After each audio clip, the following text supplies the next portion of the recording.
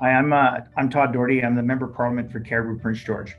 I wanted to try and do something that was transformative when I was first elected. And so after being elected in 2015, I tabled a bill right away. I came to Ottawa actually with the framework of this piece of legislation and tabled what was one of my first bills, a C211, which we're very fortunate that passed in 2018, making Canada the first country in the world to adopt a piece of legislation to really combat post-traumatic stress disorder.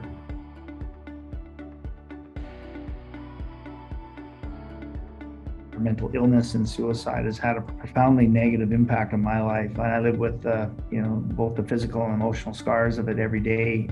My best friend died by suicide when we were 14. I live with that guilt every day.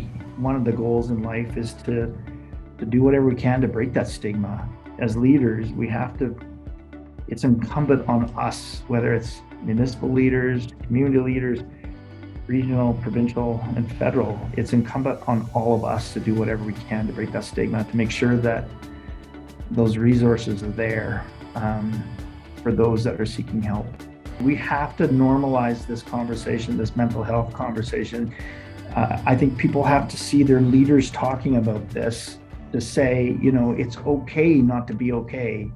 One of the things that we've been pushing for, and we were fortunate enough to have all parliamentarians stand in the House in December 11th of 2020 and support bringing a simple 3-digit national suicide prevention hotline to our country. Every 24 hours, 11 Canadians die by suicide. We know that a further 275 attempt suicide is also the second leading cause of death for our young Canadians.